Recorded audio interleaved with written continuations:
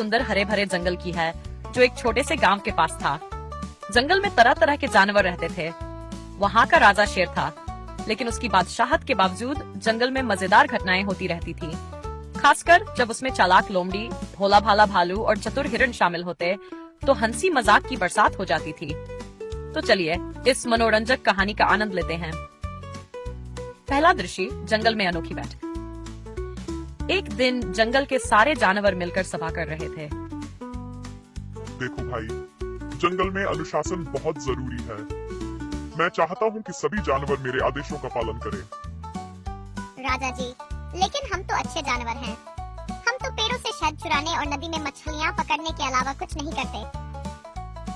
लोमड़ी, हाँ, भालू भैया आप भूल गए, आप तो कभी कभी हमारी मिठाई भी चुरा लेते हो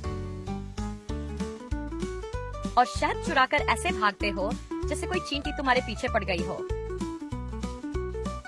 सब जानवर ठहाके लगाने लगे।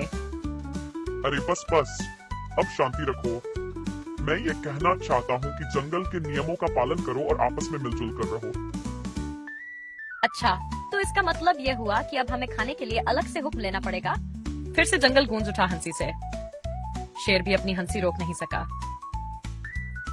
दूसरा दृश्य, चालाक लोमड़ी की योजना। एक दिन लोमड़ी को शरारत सूझी। उसने सोचा कि क्यों न जंगल के राजा शेर के साथ थोड़ा मजाक किया जाए। लोमड़ी, अगर मैं शेर को उल्लू बना दूं तो मजा आ जाएगा, लेकिन कैसे? फिर उसे एक योजना सूझी।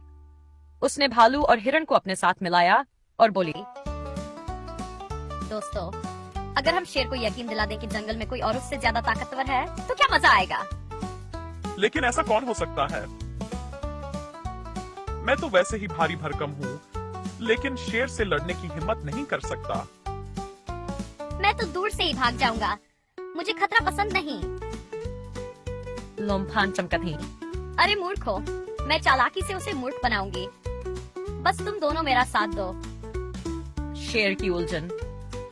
लोमड़ी ने जंगल में एक अफवाह फैला दी कि एक नया, विशाल और ताकतवर जानवर जंगल में आया है जो शेर को चुनौती देना चाहता है। अरे सुना तुमने, कोई नया जानवर आ गया है, बहुत ही भयानक। सच? कौन है वो? कहीं उड़ने वाला हाथी तो नहीं? जंगल में अफवाह फैल गई और शेर को भी ये बात पता चली।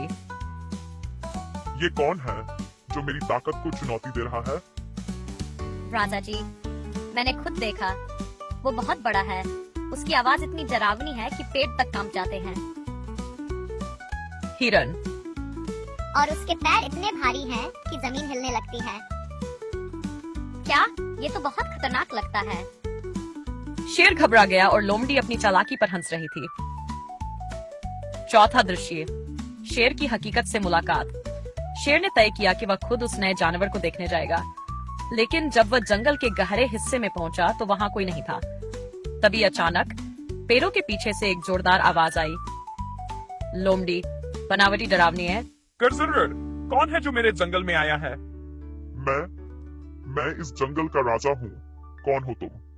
लोमड़ी, अब इस जंगल का नया राजा मैं हूँ। शेर डर के मारे उल्टा भागने लगा। भालू और हिरण दूर से ये देखकर हंस हंस कर लोटपोट हो रहे थे। राजा जी तो सच में डर गए और कहते थे कि जंगल के सबसे ताकतवर हैं।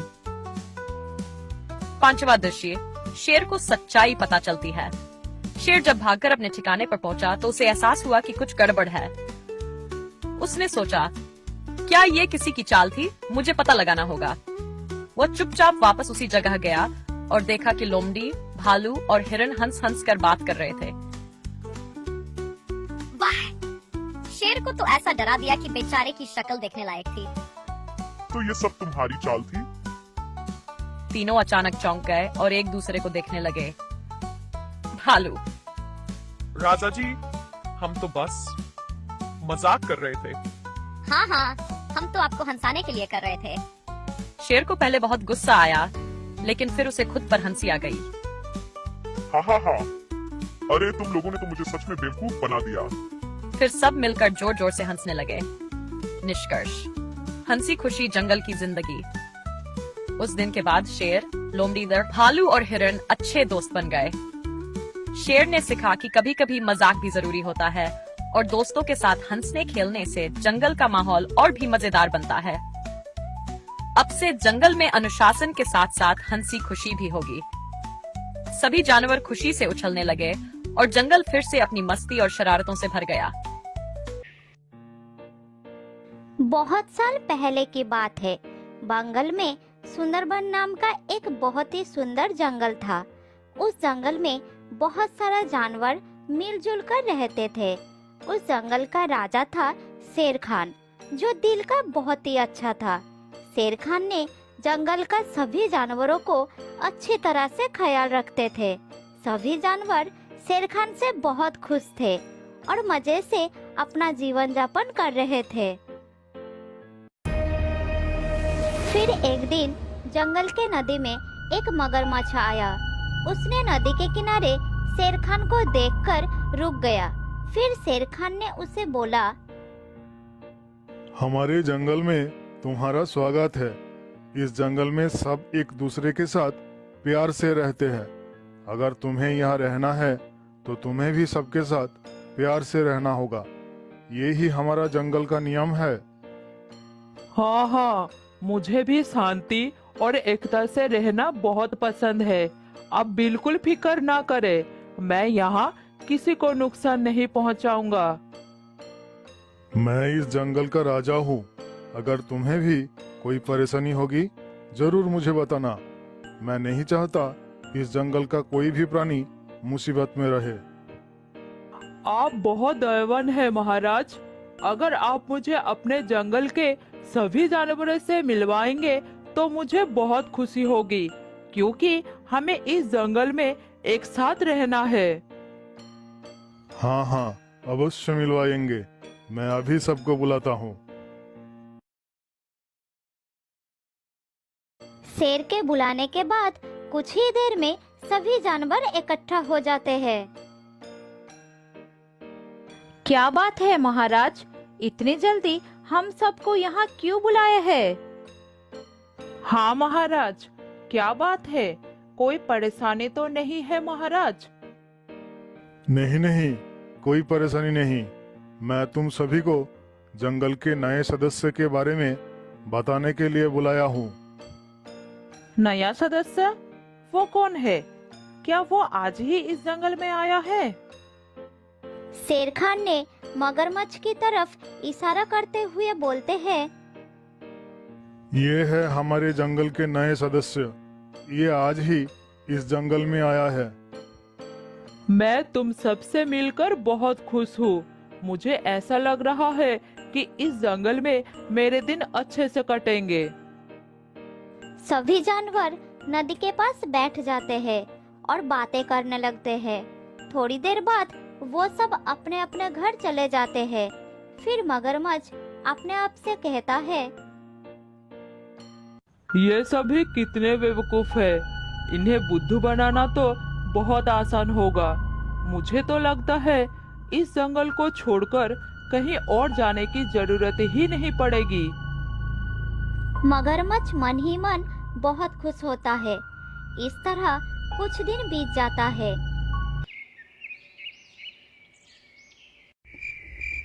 एक दिन रात को खरगोश जब जंगल में घूम रहा था तब वो अचानक कहीं गायब हो जाता है।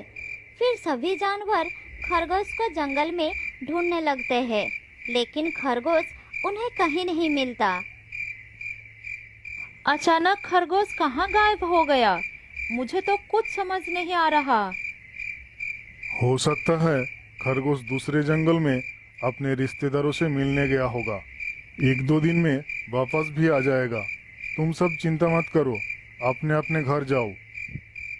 शेर की बात मानकर सभी जानवर खरगोश के गायब होने का बात नजरअंदाज कर देते हैं, लेकिन फिर भी हर दिन जंगल से एक जानवर गायब हो जाता है। ये देखकर जंगल के सभी जानवर बहुत डर जाते हैं और जानवरों को डरते देखकर शेर भी बहुत परेशान हो जाता है।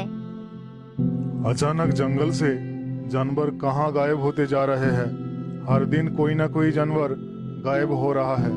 ये सब चल क्या रहा है मेरे जंगल में? महाराज, गधा भी काल गायब हो गया है। हमें तो बहुत डर लग रहा है महाराज। लेकिन मैं क्या करूं? मुझे तो कुछ समझ नहीं आ रहा। शेर बहुत चिंतित होकर अपने गुफा के ओर चला जाता है। दोस्त, मुझे तो लगता है कोई जादू की सहायता से ये सब कर रहा है। मुझे तो ये सोचकर डर लग रहा है कि कहीं आज रात हम तीनों में से कोई गायब ना हो जाए। मैं तो आज रात मगरमच्छ के साथ नदी के पास वाले पेड़ पर रहने वाला हूँ और उनके साथ बहुत सारी बातें करने वाला हूँ। क्या तुम दोनों भी मेरे साथ चलोगे? हम सब यहाँ इतनी चिंता में है और तुझे मस्ती करनी है। रात भर चिंता करने से जो हो रहा है वो रुक तो नहीं जाएगा। तुम दोनों ऐसे ही चिंता करो। मैं तो चला नदी के किनारे। रात बढ़ते ही बंदर नदी के ओर चल पड़ता है। बंदर जैसे ही नदी के किनारे पास वाले पेड़ पर पहुंचता है, तब वो सामने का नजारा देखकर एकदम हैरान हो जाता है। वो देखता है कि मगरमच्छ नदी के बाहर निकलकर जमीन में बैठ जाता है और पलक झपटते ही एक सुंदर सा हिरन का रूप धारण करता है, फिर जंगल के अंदर चला जाता है।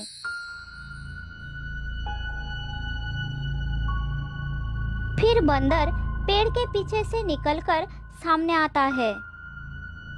ये कैसे संभव हो सकता है? क्या ये कोई मायावी मगरमच्छ है? लेकिन ये हिरन का रूप धारण करके जंगल के अंदर क्यों गया? मुझे इसका पीछा करना होगा।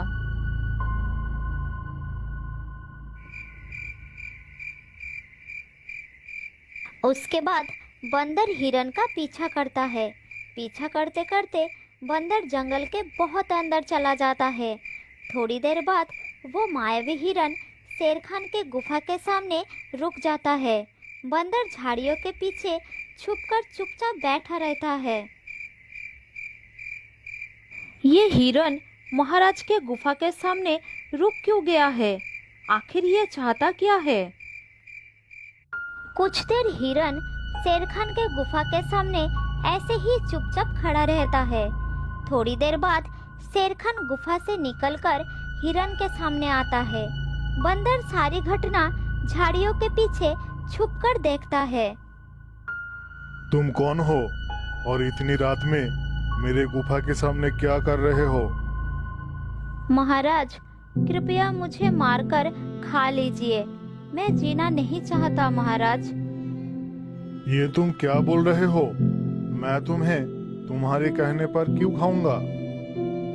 महाराज, मैं अपने जीवन से बहुत दुखी हूँ, इसीलिए कृपया मुझे खा लीजिए। नहीं, मैं ऐसा नहीं कर सकता। मैं इस जंगल का राजा हूँ और प्रजा को पालन करना मेरा धर्म है, इसलिए मैं तुम्हें नहीं खाऊंगा।